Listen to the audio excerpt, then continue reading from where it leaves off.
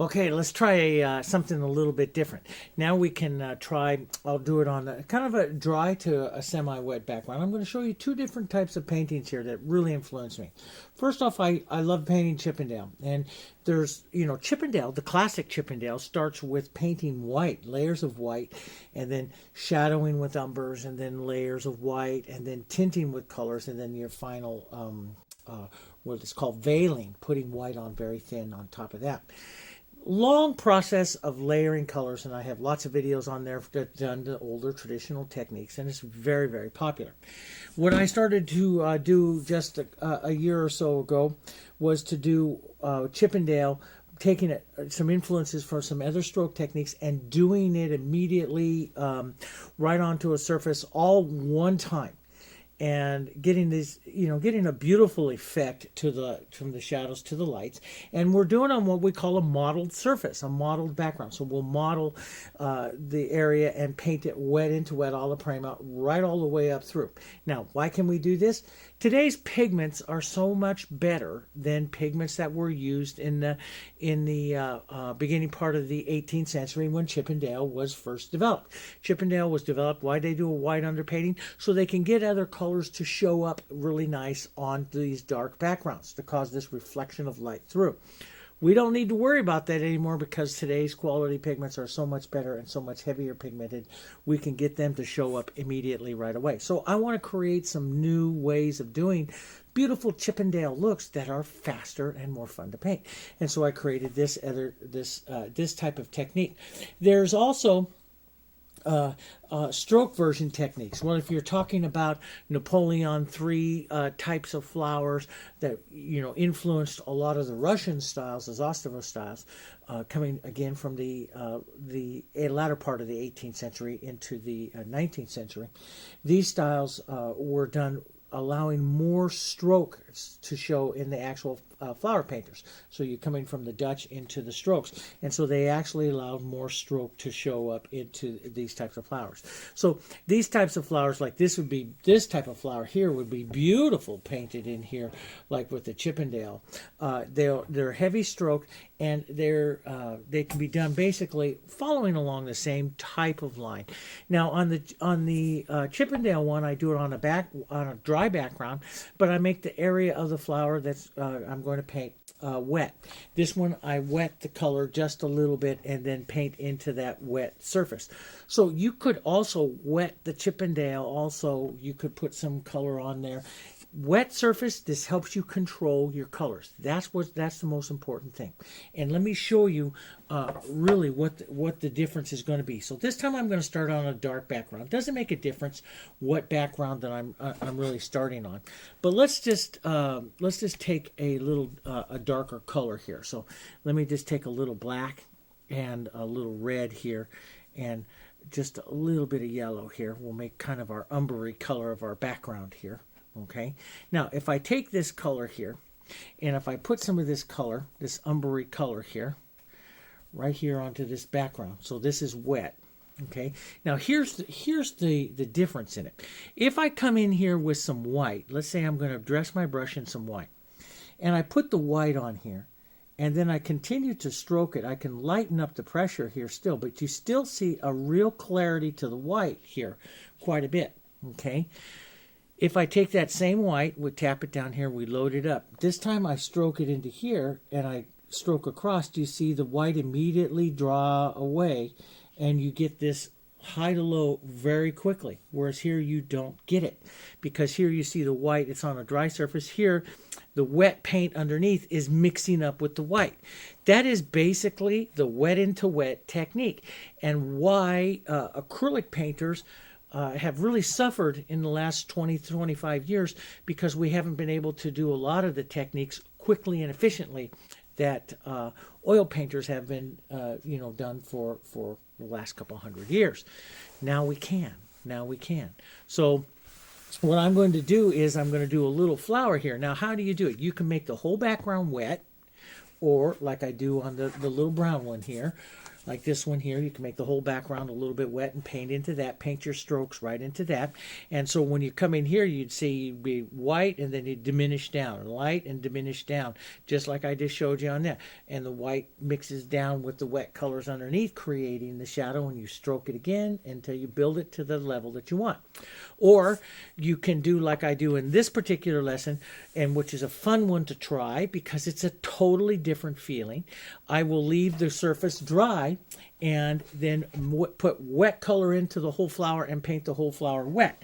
Now, why is that important? Well, one of the things that's really nice with that, so here's a step photo out of it. One of the things that's really nice in it, you can definitely preserve your pattern in that area when you're going to do it. So what I'll do when I go to paint a flower like this is that I will put down wet color, and you can see wet color in some of the other things, but I'll stroke down wet color into that particular area and then start to slowly build and build and build the flower. Okay, so it's done on a dry surface, but the flower itself, where I'm going to be painting, is wet. And so you can do both, or you can do, you can do anything with it. But let's just put down just a little bit of color here. I like just, my favorite way is to paint just a little bit of color on the surface. But if you're doing like the Chippendale one that's there, you can just put in some color for the flower itself. So let's just say I'm going to have a flower, and I'll use a little number 4 flat here again for this. But let's just say that we'll do a couple flowers here. Let's just say I'm going to have a flower in this particular area, and then we'll make another open little flower like right here. Okay, so 2 flowers that we'll have right here and here. Now, I can paint with a lot of the wet surface, or I can come in and say, okay, I'll start building my colors wet. And so maybe I'm going to take some red violet here, and I use a red violet. Red violet's your cool color. I usually use it into the center of the flowers. That's where it's nice and cool. So I will put on, let's just put this one off here like this. This will be the center part of the rose here like this, and I'll just let it kind of soften out, but I'll put a little heavy right there. You don't see too much of it, but it is showing up onto the background there. And let's just put some of it down here, which will be the bottom of the bowl. I love to create, every time I paint, I love to put the red violet into the areas that I know are shadows and cool colors. And then that really will push those colors down and help round your flower. So I'm cooling the inside. The red violet's cool. I'm cooling the inside of the throat of the rose and the bowl of the rose. And on this other flower here, we'll cool some of the back and maybe the center here. So we'll paint one that's kind of opened up. And I use my hand a lot.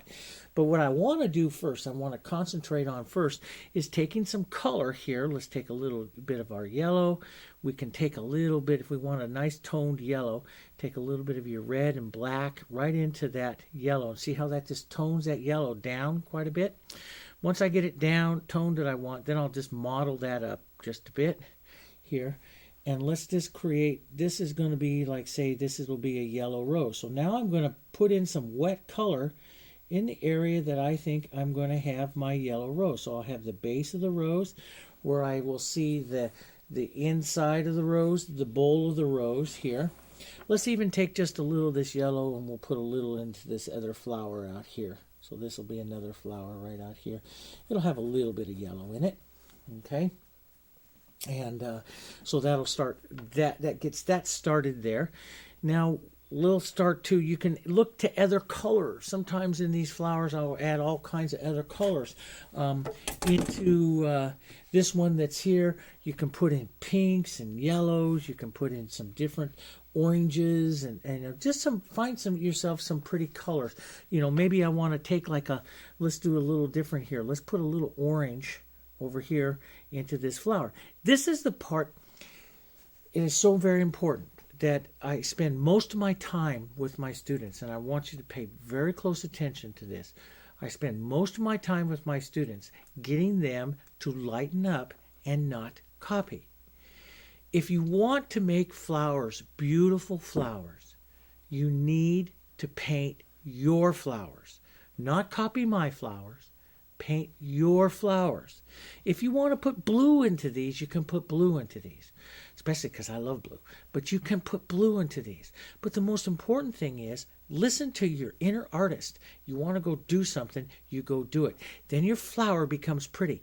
If you get into a Xerox, what I call a Xerox photocopy mode, because you want to paint that plate exactly the way I painted it, your flowers will be very stiff because you're trying to copy. I never copy. So here, I don't have any orange in this other one over here. I'm going to toss some in there. Why?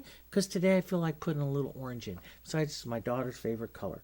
So I'll drop a little orange over here. Isn't that a beautiful little glowy color in there? That's kind of nice.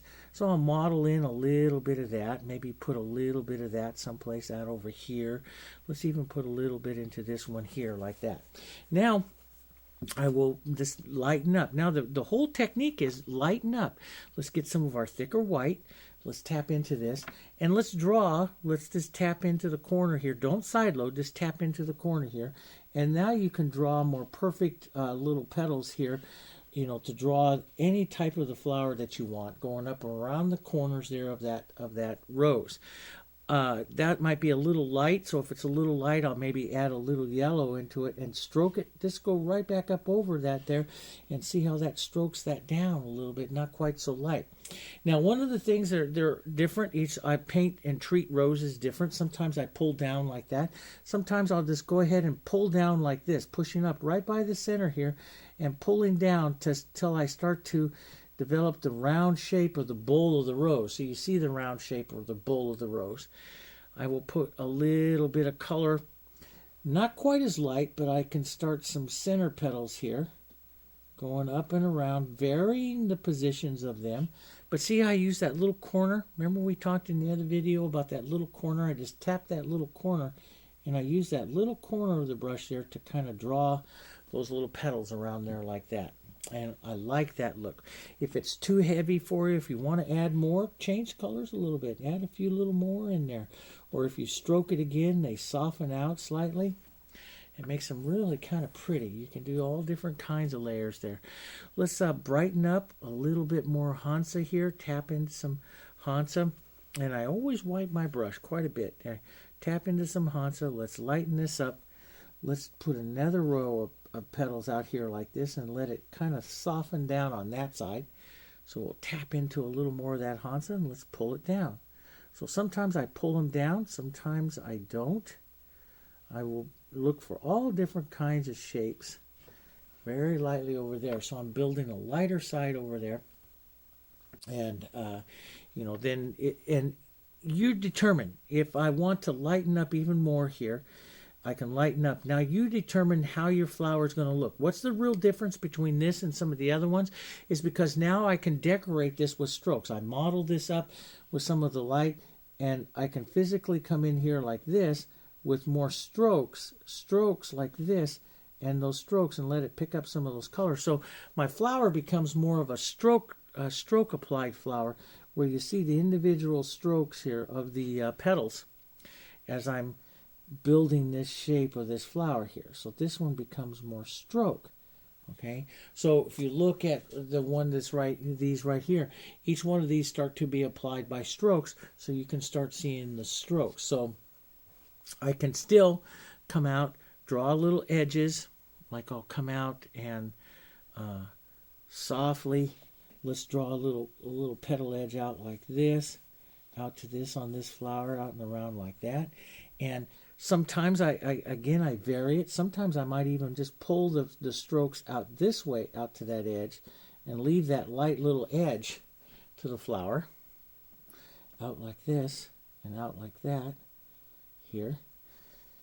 If you lose something, or if you lose some of your shadow that's in there, that's not a biggie. Just take a little red, maybe even a little bit of black, and stroke it back out a little bit, and put that shadow back in there. You can also just lightly tap into some color and pull the strokes in. And sometimes on the flower, I will do both. Like I'll pull out on one side and pull in on the other side just to make them look different from each other. And let this side kind of fade away over to that side. Maybe give it just a little bit of a corner or of an edge. So I can take just a little bit of the light there.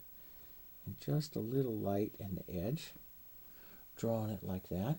Okay, but how much of the stroke you leave, that's up to you. That is your call. How light do you make the flower? That's up to you. That is your call. But you can come back up over here and stroke these a couple of times. Sometimes I'll push the color right onto the corner. See that tiny little bit there onto the corner, and I use that just to like draw some little strokes onto the sides up there like that, just to give a little bit of movement. Again, you can lift shadows up. You can come back in and add more petals in there if you want. Sometimes I will pick out a little corner like that, just pick up the little corner and come back in and physically add more petals in and around the center there as well. That makes real pretty ones.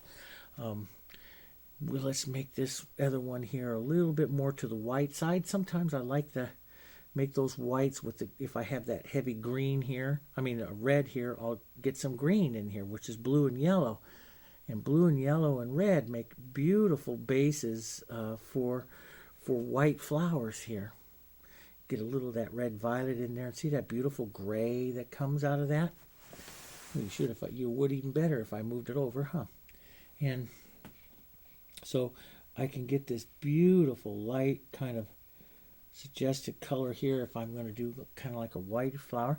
So on the Chippendale technique and some of them that I'm doing there, I will, physically, I will paint a lot of the light Chippendale strokes that I have here, but I'll paint them on a wet surface rather than doing the white and then tinting, because our pigments are so powerful now. We don't need to, and so opaque, we don't need to worry about putting light undercoats here. So I'll come in and I'll pick up a little bit of mottle into some white here, pick this up a little bit lighter, and start some strokes here and build that. If I feel like I got too much color and I want to go more white, I just step off to the side, wipe my brush here for a second, step off to the side and really pick up that white.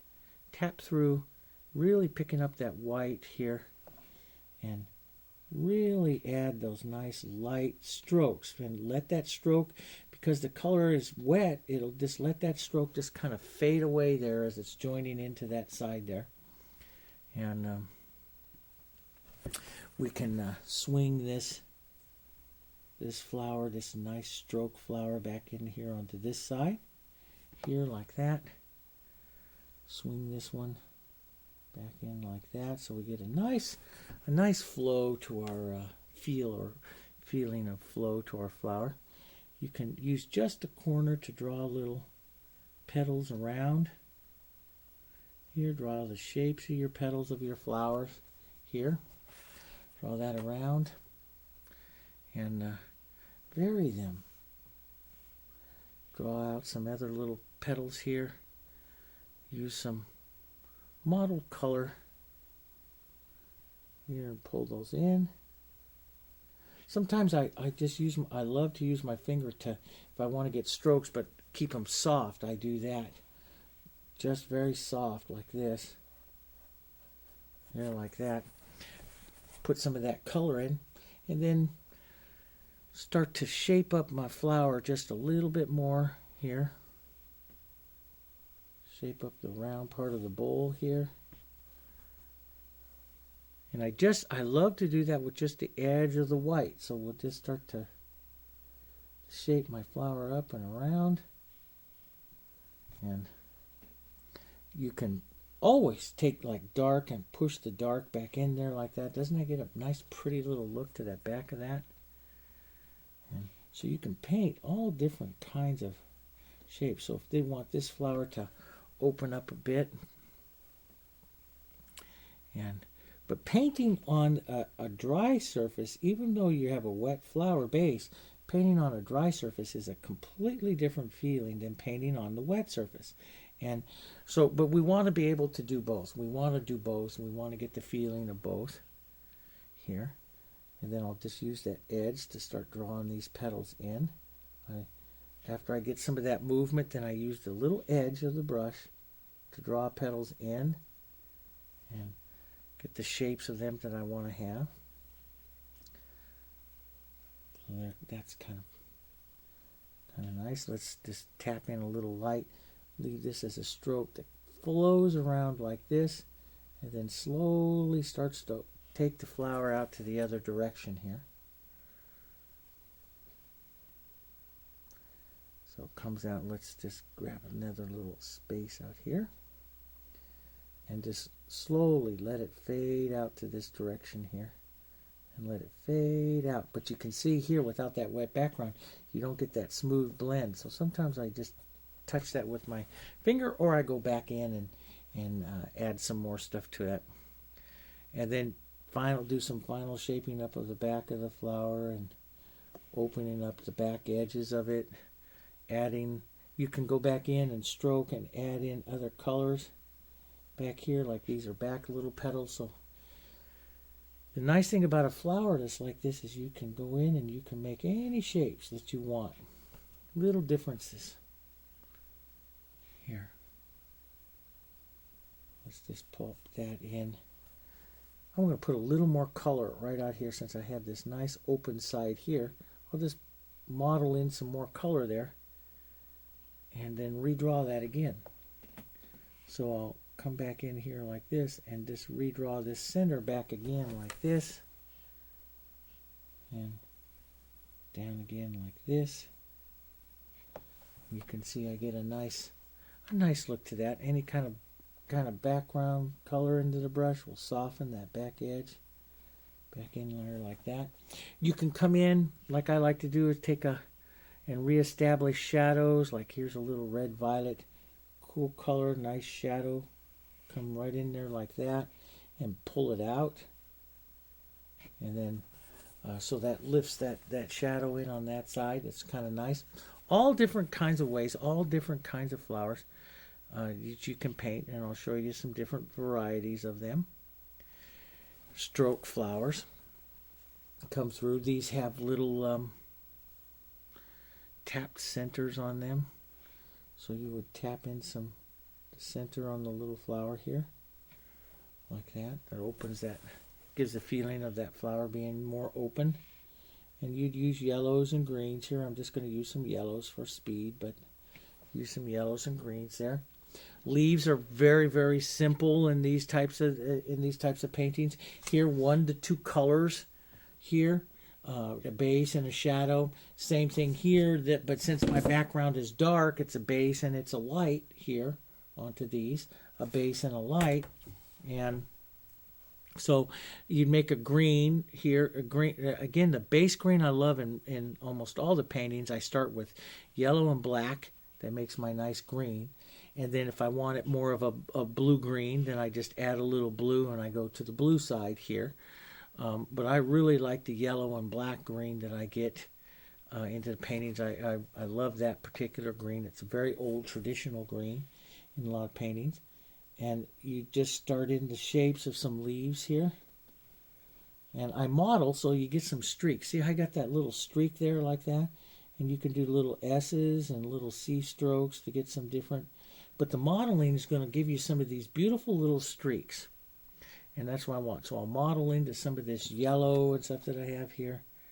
And I will get some of these beautiful little streaks here as you're painting these little leaves. And if you're on a dark background, then you can switch over and put a lighter color as a highlight. And if you're on a light background, then you might consider a little shadow, a second stroke of shadow. But vary the greens a little bit as you go around. Maybe even a little bit of that violet in there. Look at how it makes a beautiful color. Changes that color up. Beautiful. Beautiful color. And then you can start here I'll start a highlight. So I'll model into some of my yellows and my greens here. Just wipe my brush, just model in here to that. And start a few strokes of the light to one side of it. You're very much stroke and Chippendale look to those here. You can use golds, or gold would be beautiful on this as well. You could use strokes of gold here. All kinds of things that you can do. And if you feel that you want more contrast, you can tap in and physically add some more shadows or something like that. Not really all that necessary, but you could take a red, violet, black right into this, and you could stroke out a little shadow if you wanted to have a little base of a shadow on this and go to a 3-toned leaf. I didn't on mine, but a 3-toned leaf is kind of pretty too. It's a higher contrast leaf. That's up for you to decide, because that's your painting. You to decide that. Then when I go in and add the scrolls, same type of thing that we did with scrolls before, using the green coming from the chisel the flat onto the chisel. I came back and I did a lot of gold work on this one, golds and yellows and whites, and I used the point of a round coming back in like this and just decorated the tips of those scrolls, starting with a heavy stroke and just let the color run out. Pick up more paint, heavy stroke, let the color run out, just like that. So I start a heavy stroke, let the color run out, and adding little tips. So I add the gold in here. Gold is very traditional to Chippendale. As a matter of fact, the original Chippendale technique, the white underpainting, was created so that the gold, because the golds were so bright up against the dark backgrounds, and so with the lower quality pigments they used to paint with, they needed a way to get those colors so bright and contrast, high contrast on that dark background. And so they created this white underpainting, which caused a reflection up, and that was basically so they can get the colors to match the brilliance of the golds when they use it. We don't need to do that. That color is pretty darn bright, built up pretty darn quickly, and that's because of the quality and the amount of pigment that's in the paint. So you can change the technique up now with some more modern stuff and have some fun, but paint on a model base. So you can start with a wet background and do and follow along here, build it into it, and getting more. That wet background allows you to get some real transparent looks into here, and then slowly build the colors up a little bit more. Or you can pop that flower off the surface here a little bit more, and you can see the difference between the two flowers here. This one pops off quite a bit, as this one gets this nice transparent, translucent sides that you have here. That comes from wet background. You can tell the difference in the painting. Or the flower jumps off the surface all the way around a little bit more, and that's because it's not mixing with the surface color, it's mixing with the colors of the flower, so the whole flower lifts off the surface a little more. Try them both. They're really kind of fun to paint both. My personal favorite is painting into wet background, but the Chippendale like this is really a lot of fun too, so give them both a try. Okay, we'll go over and we'll paint some flow texture and some of the other techniques in the book. I'll see you over there. Good luck.